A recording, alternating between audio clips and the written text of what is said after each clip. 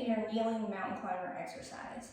So we're going to be on the floor for this one. Want to find a surface, if not a yoga mat, a blanket, or a nice soft carpeted floor so that you can get down on your hands and knees without causing too much discomfort. So hopefully by now you've warmed up.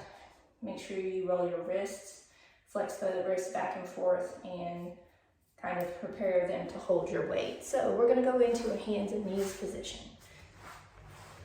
Once we're there, make sure that you've got space between your knees and that you're keeping your arms nice and straight. So I'm going to have you step one knee up next to you and leave the other knee back behind you, and then bring it back. Switch to the other side.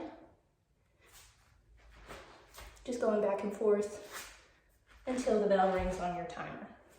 All right? If that feels like it's too easy, I'm going to have you step one hand forward and then the other, arch the back and bring the pelvis under and shift forward into a plank position. I'm gonna back up so you can actually see me do this. So kneeling in your plank, then go ahead and bring one foot up, trying to get it flat on the ground and as close to the hand as possible on the same side, and switch. Inhale as you bring the leg back, exhale, bring the leg forward. If for some reason you're unable to get the foot up next to your flat hand on the ground, we need to elevate your hands from the floor.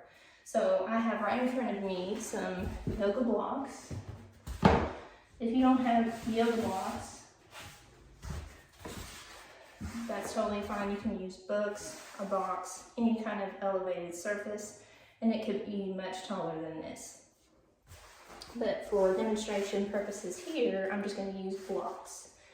So I'm going to put my hands on the front of the blocks and then curl my fingers around, coming up to that hands and knees position, tucking my tail again, and you can see I can get my foot way further up than I did previously. I have tight runner's legs, so sometimes this is difficult for even me. And that is your kneeling mountain climber.